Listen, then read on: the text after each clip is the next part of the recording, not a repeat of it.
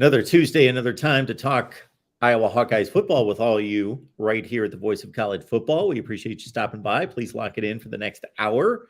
Leave those comments and questions right here. And while you're at it, of course, you need to be locked in at From the Hawkeye of the Storm with Corey.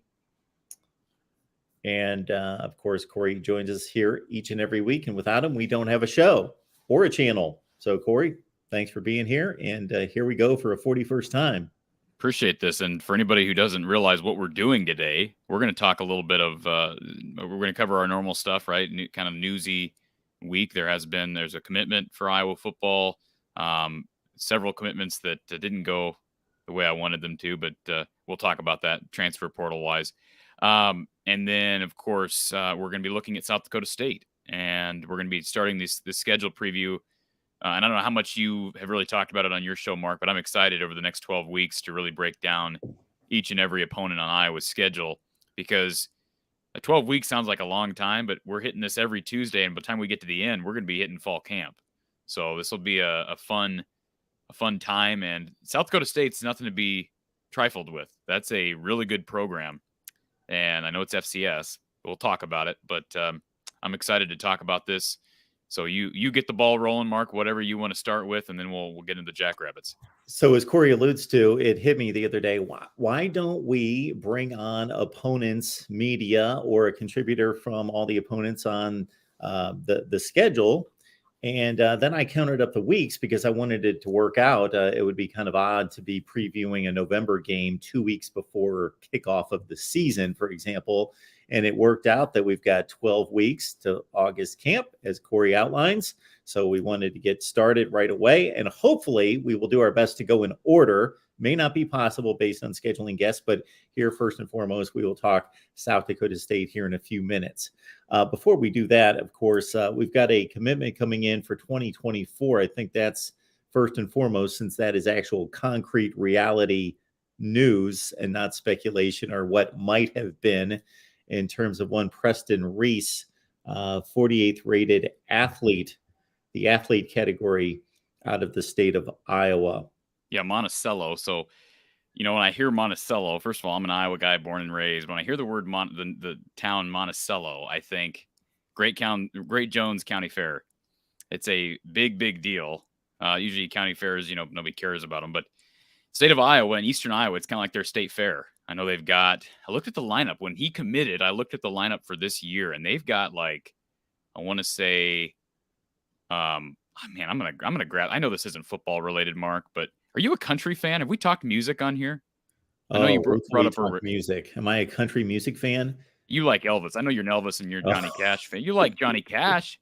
Yes, I do like Johnny Cash. And what's funny is that's a loaded question because I cannot name you new country artists, sure, but because of certain connections I have, friends and other relationships, there has been a lot of new country music introduced to me, and I got to admit, I like most of it. Well, I'll say this, and Mark, I just got a text that said that our guest did not receive the link.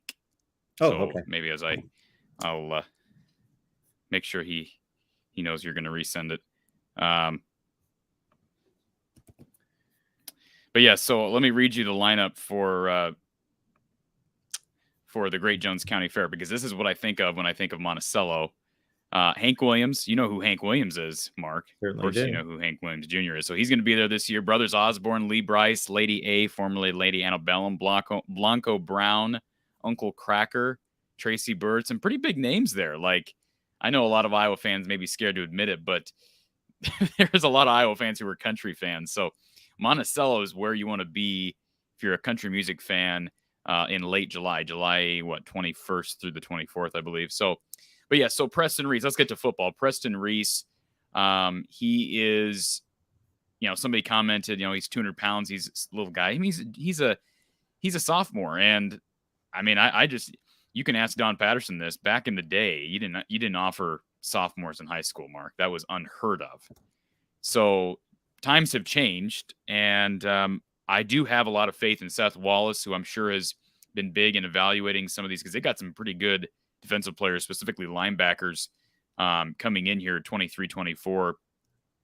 If you're going to offer a kid that early in the process, you probably are pretty sold on the fact that he's going to grow into a pretty darn good recruit. He's got the height. I think he's listed at 6'3". Who knows if he keeps growing? You can always, you never really know. I mean, I think you can transition from tight end to linebacker and vice versa pretty easily. So he's got 2 more years. Yeah, he's listed as an athlete. I think he's probably projected more so as a linebacker at Iowa.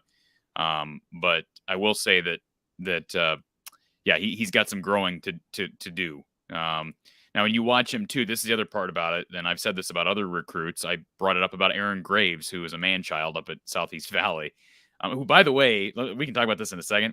He just got his associate's degree. He's not even out of high school yet. So that's pretty incredible. That kid's going to be ridiculous on and off the field once he gets to Iowa this fall. But as it relates to Reese, he plays in a really he plays at a very, I don't want to say a weak level of high school football, but Monticello, I don't know if they're 2A. I'd have to confirm that. But it's hard to evaluate when you're going up against so much lesser competition. But one thing I brought up on my video earlier this week on my channel is that he exercises incredible patience for a high school linebacker. And maybe I'm not a high school sports fanatic, but when I watch recruits on tape, that's something that stood out about Reese is he does exercise incredible patience. So, one guy that kind of makes me reflect back is Josie Jewell, who to me just seemed like the most calculated linebacker Iowa's had under Kirk Ferentz, and very physical, really good athlete. Obviously he's had a nice pro career, dealt with some injuries, but very patient.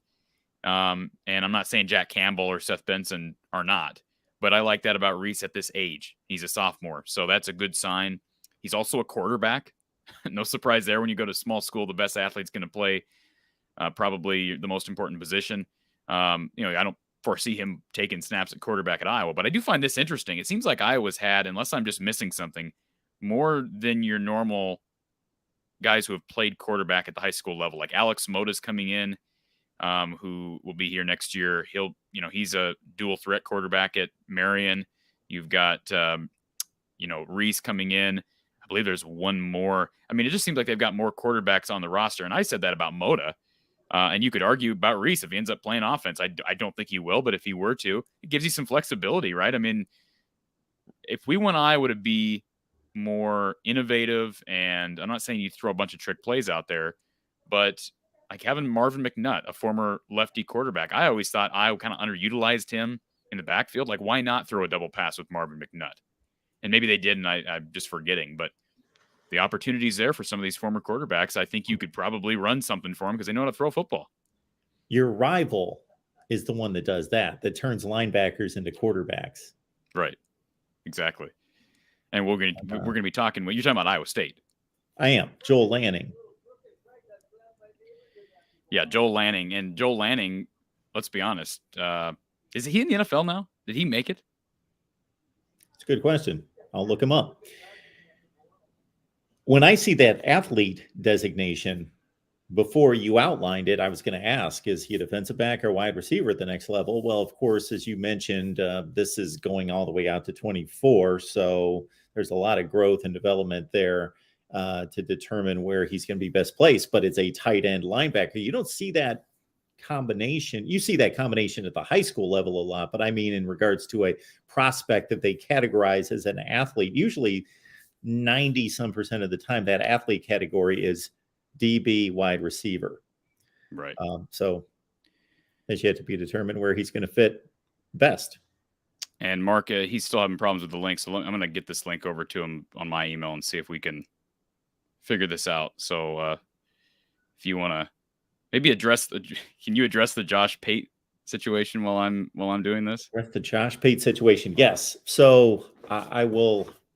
Let me do this. Let me look this up. And everyone, please, you will be amused. And maybe you can take part in Corey's interaction with Josh Pate of 247 Sports. I want to point that out because most people know who Josh Pate is. If you're a huge college football fan, as all of you are. But I have to admit, up until about a year ago, I didn't know who Josh Pate was. So maybe you are a big college football fan like I was a year ago. and don't know of him, but he's the main host on 247 Sports. Okay, he had posted something, and I got to tell you, Corey, I had a comeback for this, but I could not find the thread to where I could respond to both of you, so I didn't. But Josh sent something out earlier today, I It was a believe. beautiful tweet. It was a beautiful tweet by Josh Pate. Okay, so this is going to be difficult if I don't think I follow Josh Pate.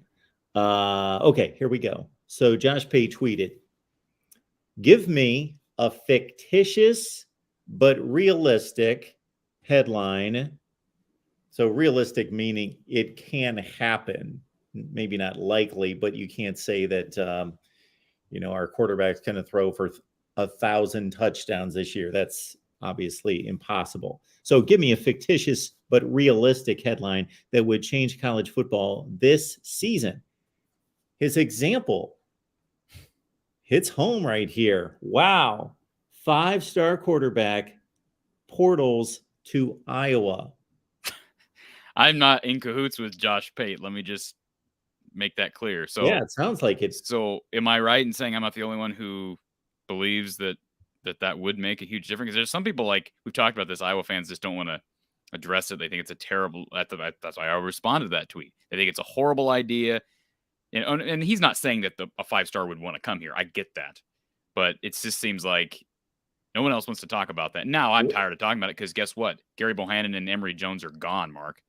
So, I read into this a few different ways. So Josh is on point in a few different ways. Number one, he realizes this team has an exceptional defense year in, year out, and exceptional special teams. Therefore, this offense is typically, I was going to say horrendous. I'll go with that word. Bottom 20 in the country this past season, 20 to 30 in the country. So pretty horrific offense. What would change that? A 5-star quarterback. But fictitious in meaning, yes, it's realistic in that it technically can happen, but it's not going to happen. Therefore, let's put it out there as this is kind of fairy dust type stuff. But this would be a significant, this would alter the landscape. This would alter the power base of Big Ten football. Therefore, it's a game changer. Mark, I do believe, and then I promise we're going to let this go because there's not a quarterback in the portal. I'm not going to sit here and just talk about it and torture myself, all right, any more than I already have. But the bottom line is I do believe this. If Iowa had a really good quarterback, they would be contenders for a college football playoff spot. In other words, I would say there's probably, maybe you'll argue there's less because of the dominance of the teams, at the top. But I think Iowa would be in a situation where you could say, hey, we need to have college football playoff as a goal. Not saying it's an expectation, but it would be a goal. With how good this defense I think is going to be, I think special teams is going to be really good. Place kicking we've talked about is a question mark. But I do believe that with the defense, with the special teams unit, and you combine that with a transfer portal quarterback who produces, you're looking at a situation where I think you possibly could argue that this is not only a Big Ten contending team, but a team that could make a college football playoff. But they're not making a playoff, Mark, with subpar quarterback play. That is just not happening. And if I eat my words, I'll be thrilled to death. All right. But I just thought it was a good tweet by Josh Pate. We will pick up this conversation. Everybody leave your comments and questions, of course, in the live chat. But as we mentioned a few minutes ago, we're starting our opponents series, and we are happy to be joined by Tyler Merriam. He is the play-by-play voice there at South Dakota State. Tyler, we appreciate you stopping by, joining us. My fault for not being able to send you a link correctly, apparently. I do this like 14 times a day, but apparently I was tripped up by something there. So fortunately, we've got Corey to pick up the pieces. But well, apparently the SDSU defense is already stopping Iowa people, I guess. I don't know what's going on. Mark, for the record, Tyler, Mark is an Ohio State fan, so let's just get that out of the way now. He's a Buckeye fan, so maybe that's the problem. Buckeye fans have problems in Kinnick too. But Tyler, let me just I know, one game, it's last matchup, Mark. Meet me in a year. So here's the deal, Tyler. We'll jump right into this. First of all, appreciate you taking the time to be here. I know this I almost said San Diego State. I'm sorry. SDSU, South Dakota State, Iowa game seems like forever I mean, down the road. But the reality is it is, 16 weeks away or so. And before we get into the matchup, because I want to learn about South Dakota State and kind of, first of all, the head coaching the head coach himself and the coaching staff, I know, is very respected amongst the Missouri Valley Conference. My good friend Don Patterson had nothing but good things to say about your head coach. Sure. But let's talk about the draft, because many Iowa fans probably don't realize that South Dakota State had as many players as Iowa did drafted. Mark, did you know that? Can we talk about that for a second? I knew they had a few. And they were both skill position players. So, Justin, talk about, am I pronouncing it correctly when I say Oludokan? Yes. So talk about Oludokan and his future with the Steelers, correct? Yeah, and Chris Oludokan is a unique story in that he's a young man who actually started at an FBS school in Florida and then ended up at an FCS school and was going to go to Florida A&M, and SDSU had each of its two starting quarterbacks go down in the course of just a couple of weeks in the spring season. And so Oludokan had to come in and literally arrived on campus in the summer and had to quickly learn and get acclimated to everything, and ended up leading SDSU to the FCS semifinals, then ended up with an NFL opportunity, like you mentioned. Oludokan, just a tremendously mature young man who can move around in the pocket, but really has a strong arm, makes good decisions, and is more of a pro-style quarterback, which isn't what Iowa fans will see here in the fall. We'll talk about that, I'm sure, but more of a pro-style quarterback, and had his opportunity, and it's a great reminder too, in the midst of all of this NIL and whatnot, where everybody thinks that they have to go chase something at the Power Five to have sort of a possibility beyond college athletics, that you can go to an FCS and still be able to succeed, and that's Chris Oludokan's story. He's a great kid, and we certainly wish him nothing but the best. And Mark, you fell for the bait too. You got San Diego State up on the banner there, but I do. All is forgiven, because SDSU, he probably gets this all. Tyler, you get this all the time, right? You would be amazed how many people think that we are San Diego State, and considering we are nowhere near the coast and our colors are completely different, you wouldn't think it would happen as often as it does, but here we are. Well, my goodness, while we're being that transparent across the board, the reason I typed up that banner, and I just did that seconds ago, is because I misspelled Tyler's name. Glancing at it, I went Merriman, like he was Sean Merriman, and I got South Dakota State right. You still got Merriman down there. I botched his name spelling. So now I got to put the two together and finally get a banner that's correct. We'll get to that. Okay. All right. So we talked about Oludokan. Yep.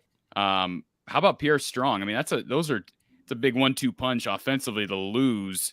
And I looked through the draft history of the Jackrabbits, and it's been a long. Have you guys ever had two guys drafted in the same year? Yes, but it's been a long time, and certainly Pierre Strong Jr. You talk about losing Oludokan. It's a unique scenario in that, yes, the Jacks lose Oludokan, but they return at quarterback the conference offensive player of the year, who had gotten hurt in the spring, which is why Oludokan had to come in. So it's unique where you're losing an all-conference quarterback, but you're actually still maintaining someone as good as anybody in the conference at QB. Going back to Pierre Strong Jr., a young man from Little Rock, Arkansas, that burst on the scene a few years ago, and tremendous quickness and speed and agility, and a kid that we all thought had legitimate NFL possibilities, and obviously did get drafted, and I think he has a very bright future. Oludokan kind of snuck up on people. It wasn't until really the past couple of weeks leading up to the draft that it was legitimately thought that he would get drafted. Everybody believed he would get an opportunity somewhere, but I think we assumed maybe more as an undrafted free agent. And there were three other Jacks who were undrafted free agents, but Oludokan did sneak in there as a late pick, where Strong, you knew, was going to go somewhere. Multiple-time All-American and just a phenomenal student athlete. And so no surprise there. And like you said, two Jacks drafted. It's quite a feat for SDSU. Absolutely. And I just want to say this. So Coach Don Patterson, everybody who listens to this show knows Coach Patterson. I'm guessing maybe, Tyler, you know who Coach Patterson is, yes, given his history at Western. Mm-hmm. He just, when I mentioned to him that you were coming on this show and they were going to be previewing Iowa, South Dakota State, mm-hmm, he made a point of saying how much he respects and really just thinks highly of John Stiegelmeier, not only as a coach, but as a person. And I don't know John, but Don, again, went out of his way to bring up Coach Stiegelmeier. Can you talk a little bit about him and what makes him such a great head coach? Well, there's so many layers to John Stiegelmeier. I think first off, from the 10,000-foot view, you have to look at the fact that he is one of the more unique football coaches you will ever find. And I say that because it starts with the fact that he does not utter a swear word, to the point where his word of frustration, his words, his phrase is holy nutmeg, which is also his Twitter handle, which he doesn't use Twitter all that often, but he is on it. He will occasionally tweet. And it definitely comes off more like your grandfather tweeting than it does somebody of age. But Stig is a down-to-earth guy. He's somebody who grew up in a small town in South Dakota, northeast side of the state, Selby, South Dakota, who did have a foray into the FBS way back in the early 80s and just didn't like it and just said, this isn't for me. You know, I want to spend more time with my family. I don't think that's something for me that I want to do. And so his dream was to stay at his alma mater, South Dakota State. He's been here since the late 80s. He was a defensive coach for a decade and then became the head coach in 1997. And one of the more unique parts of the Stiegelmeier story is he was with SDSU as the head coach when the Jacks were Division II in the North Central Conference and didn't have a ton of success. You know, had a couple of 7-win seasons, but in all the years of Division II, SDSU played in one playoff game and got routed way back in 1979. They move up to the FCS. All of a sudden, there's some infrastructure in place, improvements to facilities, scholarship improvements, and suddenly this program takes off. And now you're talking about an unbelievable run of success with multiple postseason appearances in a row, FCS semifinal trips in 4 of the last 5 postseasons, a trip to the national championship game in the spring. And so Stig led all that. And again, it's more of a down-to-earth approach. And he's very adamant, too, in that he's the head coach. You know, he's kind of like the CEO. He doesn't get to have his hands dirty in everything, so he relies a lot on his assistants. But he really is a throwback of sorts and just a unique guy. He calls, and the Jacks do some of these things too, but trick plays and the wildcat formations and whatever, he will jokingly refer to that as communist football. You know, he believes in the I formation and 3 yards in the cloud of dust. Now, like I said, the Jacks will still run their trick plays, but that's what he would refer to some of that stuff as. So very unique guy, but again, stand-up individual, very heavily involved in the FCA and Feeding South Dakota is a huge charity here. He's got his name on, so does a lot of things like that and highly respected in the state. Absolutely. And, you know, I just want to kind of get some of these housekeeping things out of the way first. First guy that kind of came to my mind when we were discussing this matchup was Brandon Snyder, who was a really good safety at Iowa, transferred to South Dakota State, so there's a connection there. I know he's moved on now and is coaching high school football. FCS versus FBS, you know, obviously you're gonna be hard pressed to find a team that has a great record against FBS competition, but South Dakota State has had its share of success against FBS teams. I think of a couple of years ago, taking Minnesota down to the wire, and just last year, for people who want to reflect back on Iowa's game against Colorado State, Iowa struggled against the Rams for much of that game. If you recall, they were down at halftime. End up coming back in that game. But let's be honest, South Dakota State dominated Colorado State 42-23 last year. So this is no slouch of a team. And I've had people, Tyler, I'll just admit, Iowa fans who, when I have implied that this could be a very difficult game for Iowa, they kind of chuckle at it. And I just think, I don't know how you do that. Did not learn from 2016 when Iowa lost at home to North Dakota State. But this is a game, correct me if I'm wrong, the Jacks went to the semifinals of the FCS playoffs last year. Yes. All right. This is one of the best FCS programs in the country. So what does South Dakota State bring to Iowa City that you think could potentially cause Iowa some problems?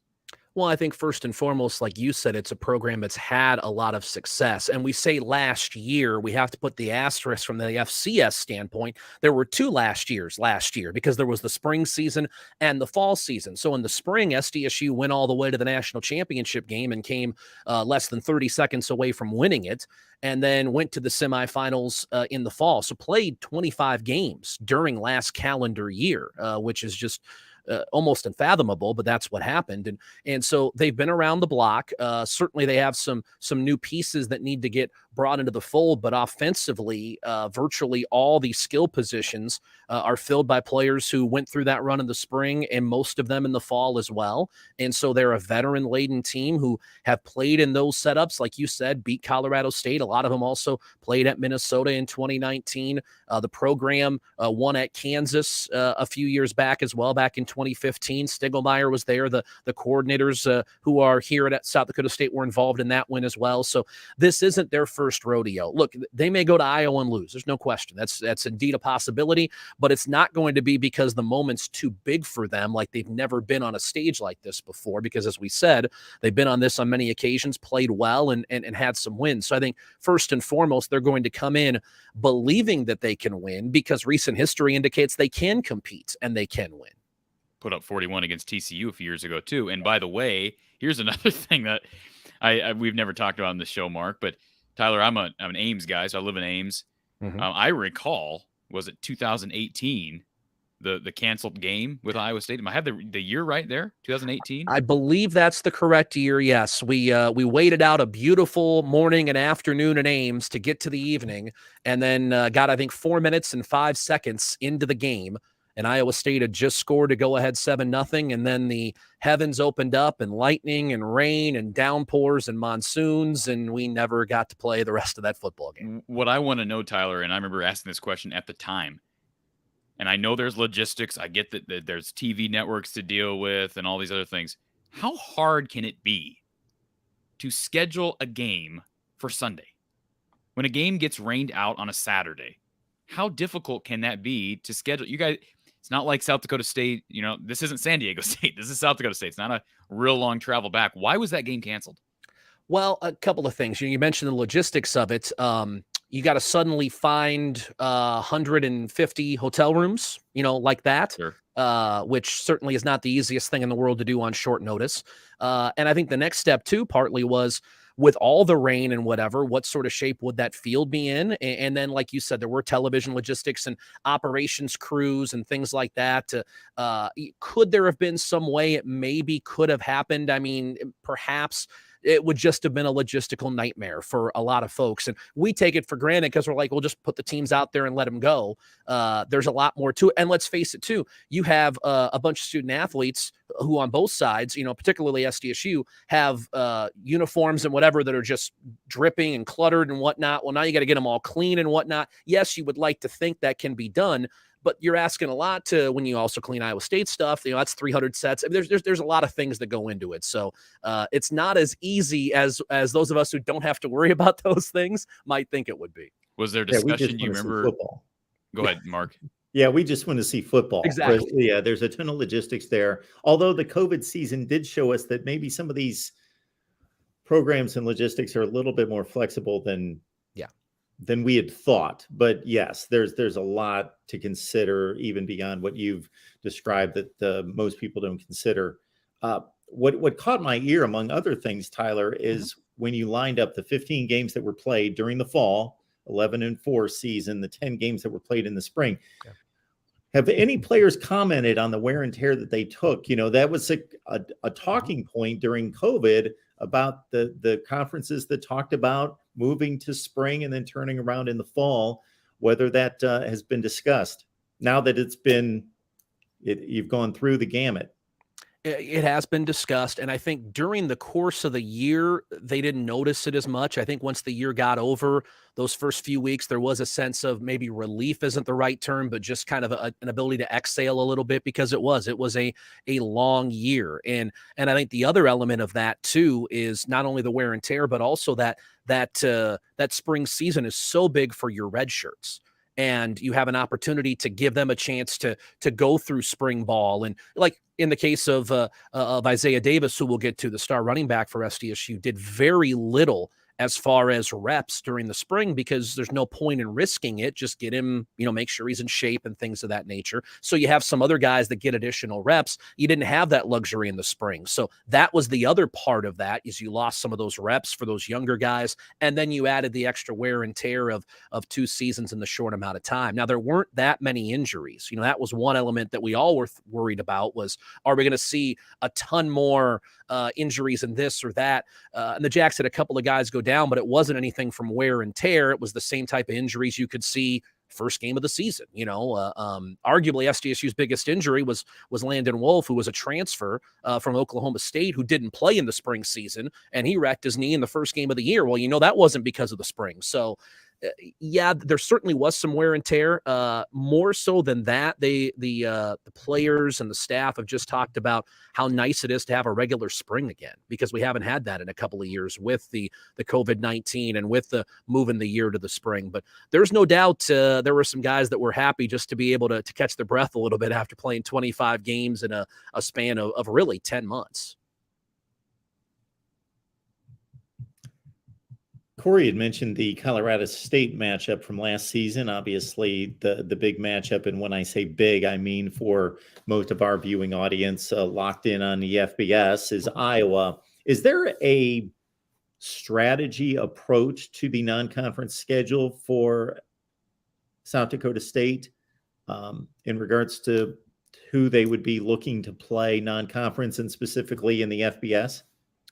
I think as far as the FBS is concerned, in some respects, it's who'll have you, because there are schools that don't want to play an FCS, and there are schools that are aware of what the North Dakota States and the South Dakota States have done and don't want to play an SDSU. And there also have been a couple of cases where SDSU has entered into a contract with a school, and that TCU game was one of them. That was a contract signed with Minnesota. And Minnesota decided that for a variety of reasons, they were moving games around and whatever, they sold that game off to TCU. And so there have been cases like that where things have changed. And so you're somewhat at the whims of other people when you're the FCS school against the FBS. But if possible, regional foes are always favored because the Jacks do have a decent following. So if you can play Iowa, you can play Iowa State, you can play Nebraska. And the Jacks originally had a 3-game series with Nebraska that was to start in 2020.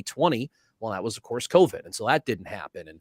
And so then there's been some changing around with that and trying to figure out how to fill the gaps there. So if it can be a regional foe, that's certainly ideal. And like you've said, Minnesota's been on the schedule a couple times, Iowa State recently, and then this game coming up with Iowa will be nice as well for fans, because it's about 6 hours or so from campus, so it's not a horrible drive by any stretch. Not to switch gears completely, I know we're kind of jumping all over the place, Tyler, but we talked about Strong and replacing him. Mm-hmm. I was just glancing through last year's results and a lot of youth behind him. Mm-hmm. Who replaces him? Is it going to be a two-headed monster? I'm assuming Johnson and is it Davis that are back? Is it going to be a two-headed monster? Or do you see Stiglmeyer changing things up as far as run pass more, or what's your outlook there? Well, a couple of things to note. First off, Davis and Strong were a two-headed monster, and Davis was a freshman All-American in the spring, and then they really thought was destined for big things in the fall, got injured in the non-conference and missed a good 6-7 weeks, and then came back and was a factor late in the year, but missed a lot of the season. So his numbers were certainly impacted by missing over half the year due to injury. But he is certainly somebody that immediately came on everybody's radar. If you go back and watch the national championship game, he has a couple of tremendous touchdown runs, including an unbelievable stiff arm he throws on one of them. He'll be the lead back. Amar Johnson had a nice season as the number 2 behind Strong Jr., or even number 3 when Davis came back, and he's more of a scat back. Davis is a little more physical, but still has good speed. They'll use both of them. The other individual, too, in the middle of this are Mark Gronowski.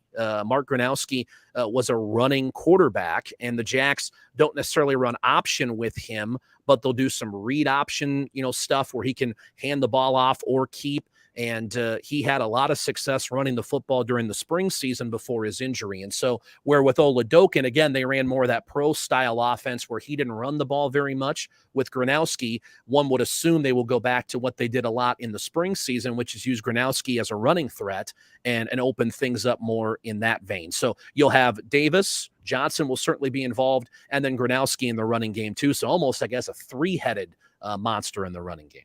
And is it Jackson Yankee? Am I pronouncing that? Yankee. Yep, the Yankee twins, Jackson and Jaden Yankee. And what position does Jaden play? They are both wide receivers. They'll start at that position. Jaden is 9, Jackson is 10.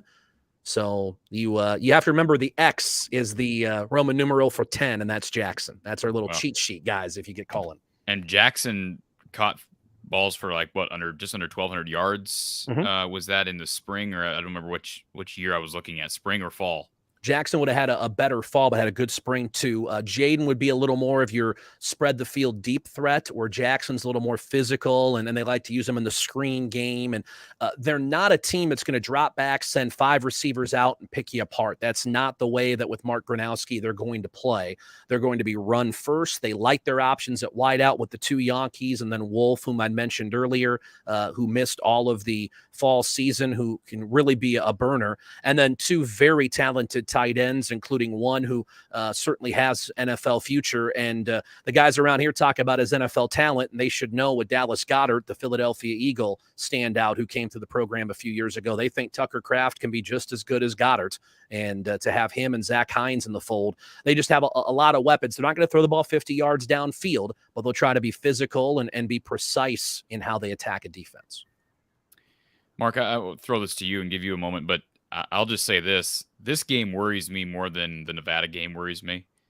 And certainly if Jay Norvell had stayed at Nevada, that potentially, just given the connection there, he'd have some ambition to win that game more so than maybe he typically would. If South Dakota State's going to win this game, I think this is a 24-21 type of game. Tyler, I could be wrong on that, but you're a Midwest guy. You're probably familiar with Iowa's offensive struggles. There's no, the elephant in the room is, I'm going to bring it out because it is Iowa's traditionally and I'm talking last 5 years, has had one of the worst offenses in the Big Ten. Last year had one of the worst offenses overall in the country of all FBS schools. And I'm just thinking if Iowa can't run the ball, not to oversimplify this, but if Iowa can't run the ball, you ain't going to score a lot of points. All right. That's just the bottom line. We've seen that unless Iowa can create a ton of turnovers. And given what you just described about Stiglmeyer and how he wants to play, my guess is, without looking at the numbers, that the Jackrabbits are not a high turnover volume team. So even though I think Iowa's defense, we talked about this before you jumped on, defensive backfield is going to be loaded. A lot of experience, a lot of young talent. Iowa's linebacking core may be the best in the Big Ten. Mark may debate that, but with the 3 guys they have coming back will be terrific. I think all of them will play in the NFL. But again, if you can't run the ball, this is going to be a game South Dakota State has a chance at winning heading into the 4th quarter. Mark, you remember the 2016 game, and during a 2016 season that was very much hyped, Iowa coming off the one play away from the playoff game against Michigan State the year prior, and then losing at home against the Bison. And I'm not saying that's going to happen. I'm not making any predictions right now, but do you kind of see where I'm coming from with Iowa, especially with 2 running backs that really, even though they had a good game against Kentucky in the Citrus Bowl, haven't really proven themselves, an offensive line that's struggling, and a quarterback that we know the story behind? That's been the recipe for, these FCS wins over the Power 5 have not come against generally the worst of the Power 5. They've come against really good programs. Tyler cited a close call against Minnesota, a team that finished in the top 10 in the nation 2 years ago and 11-2. Some wins by North Dakota State, specifically against Kansas State, comes to mind. And, again, maybe not the top rung of the FPS or Power 5, but very capable, good teams. And so, and the recipe that you're drawing up is the recipe I think we can all foresee, is that, yes, if SDSU sells out on the run, and maybe they don't even need to sell out on the run and compromise the secondary, but however they feel they size up against the run and do that, and then put it in Spencer Petrus's hands. And he's capable, but he's not a consistent, as we have seen, 65% thrower of the football. It's hit or miss. And yes, and then you take care of the football, take the air out of it. You're looking at most of these games that have been won or played close by both South Dakota State and North Dakota State and others at the top of FCS, they've typically been in the high teens, low 20s. And South Dakota State has, I think, a top 15 rush defense, if I recall. So, again, the recipe is there. You're going to have a coach that's not going to be fazed by heading to an FBS school with a ton of – I mean, look at what happened with Minnesota last year, Mark. I mean, I understand Bowling Green is FBS, but that was a really good Minnesota team that, knocked off Wisconsin late in the year. That was a really good Minnesota team and had a hiccup against a mediocre Bowling Green team early in the season. So I guess what I'm saying is I hope Iowa fans aren't looking past this game. I'll say this, Tyler, and you're looking at it from a different perspective. Iowa loses this game week 1. It's torches and pitchforks heading into the Cyhawk week. And there's just no question about it. So from your experience, and maybe you haven't watched Iowa enough, but is there a facet of Iowa's offensive woes, specifically the passing game or the lack of pass protection? I'm talking about last year specifically, that you really feel that the Jackrabbits can take advantage of specifically? I don't know if there's something they can per se take advantage of. Like you look and say, well, this is a huge discrepancy that SDSU can dominate. I think definitely the Jacks in an ideal world would like to force Iowa to throw the football. It's the old saying, don't let Iowa dictate when it throws the football. SDSU would like to dictate when the Hawkeyes do that. And I think if that's the case, the Jacks will feel pretty good about themselves. I think you laid out the recipe for how the Jacks are to potentially win this game. Take care of the football, establish the run, control the line of scrimmage. It's much easier said than it is done, but that's how NDSU did it when it went in there a few years ago. Yes, much different team, but nevertheless, that's the deal. And you have to take care of the football. That's going to be the other element in this too. And so if the Jacks do take care of the football and just, I think, hold their own, I think that's the other thing is it's hard to imagine SDSU going into Kinnick Stadium and dominating the line of scrimmage. But that's not necessarily what the Jacks need to do. Just don't get dominated. Hold your own, give yourself an opportunity. That's one thing that the Jacks do have a lot of new faces on the defensive line because of the COVID scenario. They had a lot of, additional year seniors who graduated after last fall. That class of defensive linemen did a great job in allowing the linebackers to sort of roam free. And Adam Bach, who's an Iowa kid, is a phenomenal tackler in the middle of that Jackrabbit defense. You have some new faces up front. Can they keep the linebackers' feet clean, if you will, to allow them to pursue and make one-on-one tackles? Or will that offensive line be able to get to the second level? And if they do, now all of a sudden Iowa's run game is going to make things very difficult for SDSU. So I know we're a long way away. We're projecting a ways out, but I think that's sort of where it comes to mind for me is the Jacks just need to compete on the line of scrimmage, not get dominated up front. And then certainly on the other side of things, if they can find a way to force Iowa to throw the football more than it likes, then I think John Stiegelmeier would take his chances. And a couple things to just piggyback off that. 2016, I remember this game vividly. I was at a hotel up in Okoboji, and I remember thinking, holy crap, like North Dakota State's actually winning the line of scrimmage. Mm-hmm. And so, again, going back to that offensive line, the one dominant piece of that offensive line was Tyler Linderbaum. He'd gone. Okay. I was trying to figure out where to pull these different pieces. You lose Linderbaum, you lose Kyler Schott. Now Cody Ince walks away from football. That's a lot of experience you're taking off the field and from an offensive line that wasn't very good last year. So I wouldn't dismiss the fact that South Dakota State can cause some serious problems in the backfield for Iowa. And I think the key is, and yes, we're projecting this forward. It's May 10th here, but the key, I think, really is Iowa has to stay on top and never, ever give South Dakota State even the slightest idea that they're in this game. Because the longer you let this type of a team hang around, it's what they did with North Dakota State, and we know that happens all the time. It happened with the Iowa-Richmond March Madness game. Iowa let Richmond hang around. They started to believe they could win. Iowa had the bugaboo defensively, the one real bugaboo for that defense last year. And I'm going to go back and trace this at some point and talk about it on a future cast. But Iowa had the bugaboo of letting teams score on their opening possession almost every game. And I have no idea why that is. But Mark, you may remember that Iowa just consistently allowing the opposing team to score on its opening possession. And it seems like they figured things out.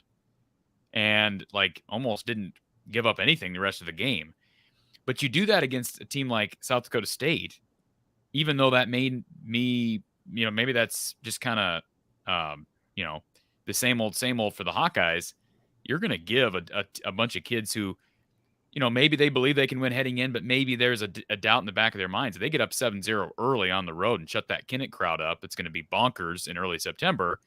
There might be some belief that they can get it done. And I will say this too, as great as I know people love Riley Moss, and I like Riley Moss. I'm happy he came back. I think he needed another year, but he was defensive back of the year last year in the Big Ten.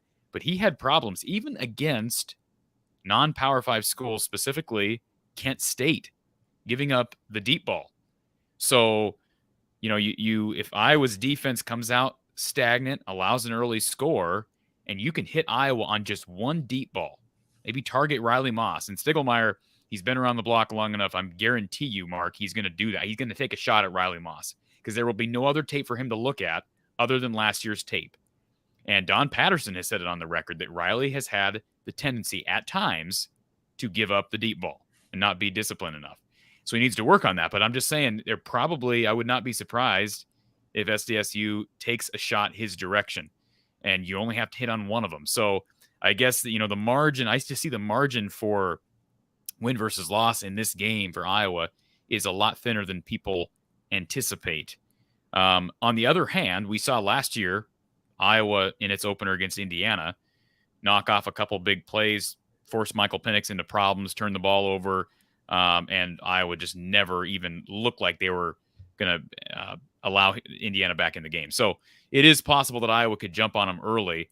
But until we see some form of offensive production across the board, and especially given you're losing your best offensive player in Tyler Linderbaum, I have serious doubt that Iowa is just going to run away with this. Iowa jumped on two opponents last year, Maryland, and then the game that you mentioned against Indiana, and most of that had to do with turnovers. I think 5 interceptions against Maryland and the 2 quick pick sixes against Indiana. Otherwise, they're playing in tight games. And if you play out the scenario, just the math and the metrics of going down 7-0, how many times you have to score at least 2 touchdowns to be not within one play of giving up the lead, potentially. How many times does Iowa score 2 touchdowns offensively in a game? Well, if I recall, they've scored, and this is a real stat. I'm bringing this back from recollection from our conversation with Coach Patterson. They scored 8 total offensive touchdowns in their last 6 games. Think about that for a second, Tyler. Wow. I mean, if you don't turn the ball over against Iowa, you are going to have a shot. That's just the bottom line. And what's crazy about these stats, and we should probably have talked about this more, Mark, and we've got time to talk about it on these future shows this summer.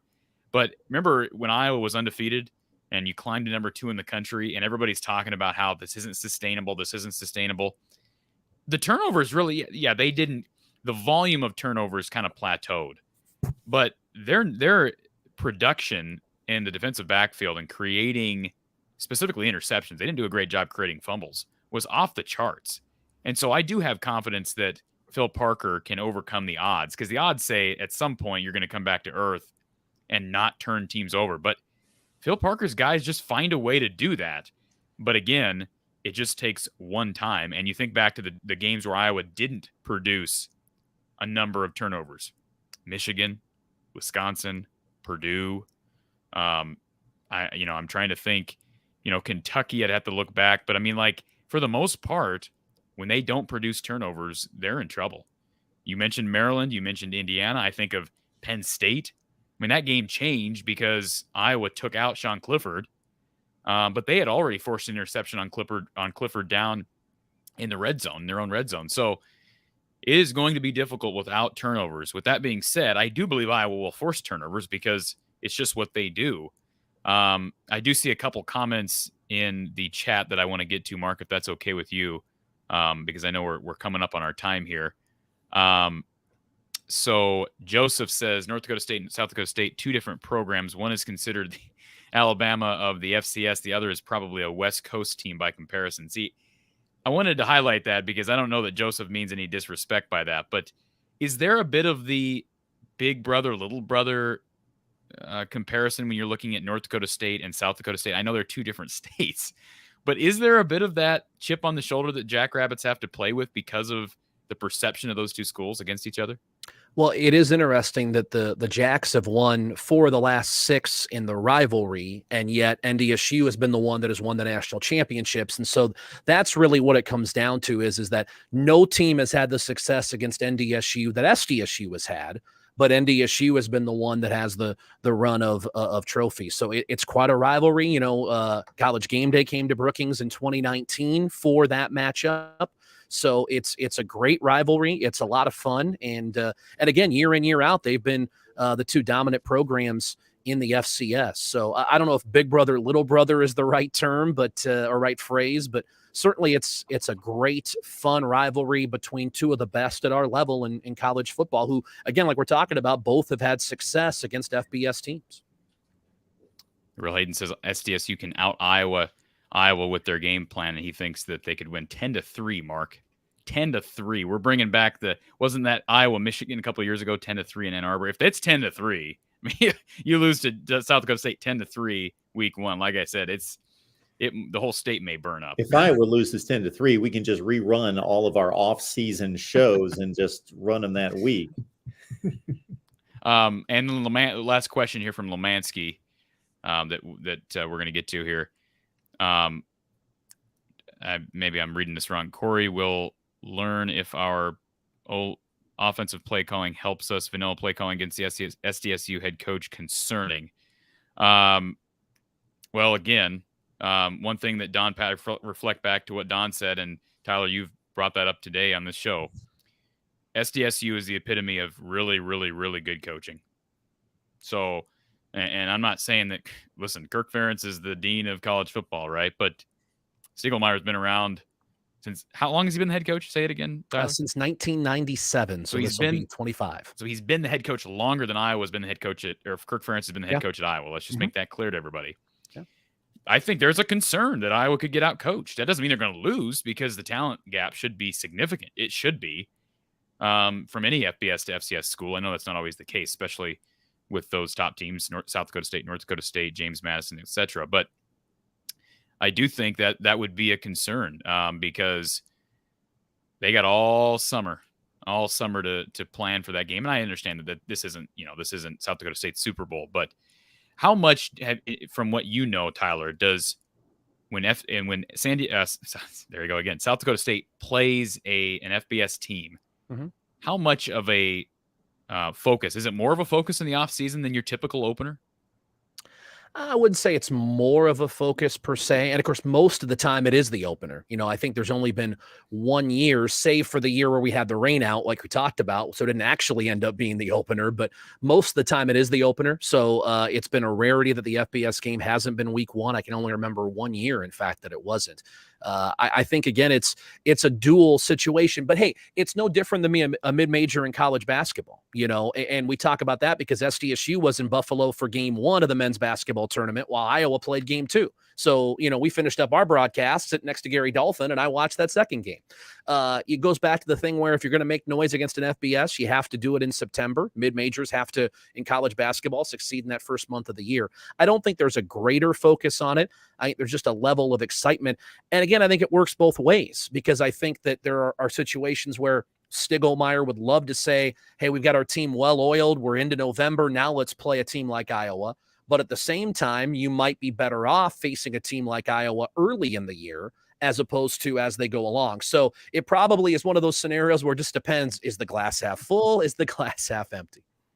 And I appreciate this comment from Tim Stevens. Tim, the father of Iowa kicker Drew Stevens. He says 10-3 means an Iowa field goal for Drew. So, hey, we can always find the positives of offensive ineptitude, Mark.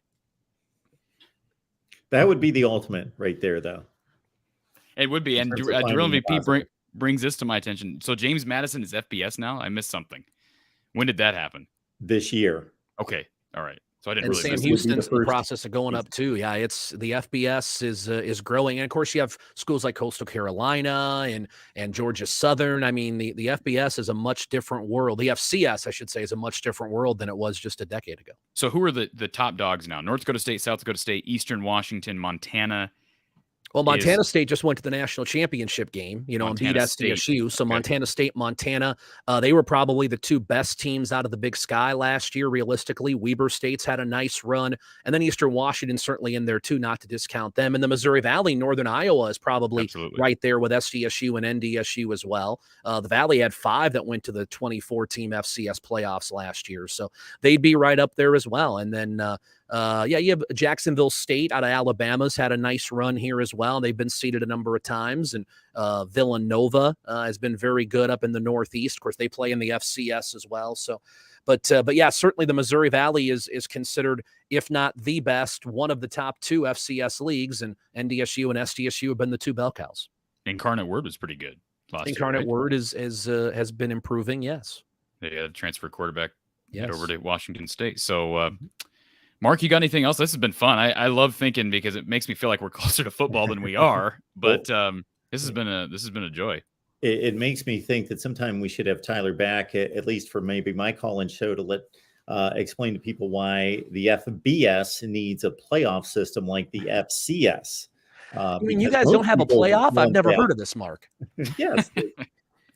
Now, I do have one quick question for you, Tyler, before we let you go. In terms of that playoff, how is that selection process? What is the selection process? So it's a 24-team field. So the way it works is the top 8 teams receive byes, and then 9 through 24 are not seeded. So they are put together in theory somewhat geographically while trying to avoid a rematch of the first round. So it can get a little murky at times in how it all comes together. But the top 8 teams are seeded by a playoff committee, and they look at all the metrics and no different than the NCAA men's basketball tournament, where you have people politicking that this should matter, or this team went 10-1 but with a worse schedule than this team that went 8-3, and the Missouri Valley tends to get a team that won 6 games in, and somebody else gets upset because the strength of schedule benefits the Valley. But 24 teams, and it's all at home until the national championship. So you get home field advantage all the way through if you're able to earn that. So that's why being a top 2 seed, the 2 or the 3 matters a lot, because if you're the 3 seed, you got to go on the road for the semis in theory. But it's and every game matters. And if you lose to an FBS team, it sort of is whatever, it doesn't really hurt you. But if you win, it is a big, big deal. One year, Illinois State got in because it was 6-5, but one of those wins was over a Big Ten team in Northwestern. And so it got in based on having an FBS win. And the 24 is selected out of a pool of how many teams are in FCS? About 130. Not all those are playoff eligible. Okay, that's what I thought the number was. Yep. I like all that, except for I'm not big on selection committees determining things, and I'm not big on buys. And I've explained that. You don't want to hear my 3-minute dissertation on why buys don't work in college football. But you're not big on 24. You're not big on 24 teams, Mark, because of buys. Well, okay, Mark, so let me throw one thing. Go ahead. Sorry, Corey. Let me throw one thing out to you two when we talk about buys. SDSU's buy is the last week of the regular season. No, I mean buys during a playoff. I'm not into buys. No, I'm with you. But what I'm saying, if SDSU happens to earn a top 8 seed this year and receive an opening round bye, it would have 2 consecutive weeks off before it plays a game, which, of course, in the FBS, take a month off before a big bowl game. It's no big deal, but that's almost unheard of at the FCS to have back-to-back weeks off before a game. And do things change? This is my biggest thing with Mark. Do things change with the FCS as slowly as they change with the FBS? Like I guarantee you, if people were talking right now about, because I know playoff expansion talks have basically been killed off for now, but like if that was a topic right now and somebody suggested, hey, let's do a 16-team playoff, they'd be like, well, we're gonna weigh this. We're gonna meet in October of 2023. But if we do approve it in October of 2023, it won't start until September of 2029. Like that's how things happen in the FBS. Is that how slow things happen in the FCS as well? No, because the decisions that you're talking about involve how many billions of dollars from ESPN, and we're not at that level in the FCS. Yes, there is a contract with ESPN, and yes, they cover all the playoff games, but it's not nearly to that degree. And so are there certain things wheels are spun on? Yes, absolutely. This is the NCAA that we all know and love, but it doesn't drag its feet quite as badly as some of the stuff that you're alluding to. Mark, anything else? We want to thank you, Tyler, for your graciousness, for your time, for allowing us to misspell your name. That would be me. Your school. And yes, I don't know how many times that ran through my mind about looking at South Dakota State and thinking San Diego State, but then I actually executed it in the moment. That's how that just transferred. So thank you so much for putting up with all of that lunacy off the top. That's uncalled for. So we appreciate that. We would love to have you back the week of the game to preview it when it's up close and personal at that point. If you can match the appearance fee I'm getting today, we can certainly negotiate that, gentlemen. Well, Mark's covering the fee today, so we'll see about the one in September. No, be happy to do it, guys. It's fun to think about. Like you said, I mean, we're obviously in spring sport mode here on campus, but it's fun to think about football. It's right around the corner. Thank you so much, Tyler. We appreciate it. Tyler. Take care, guys.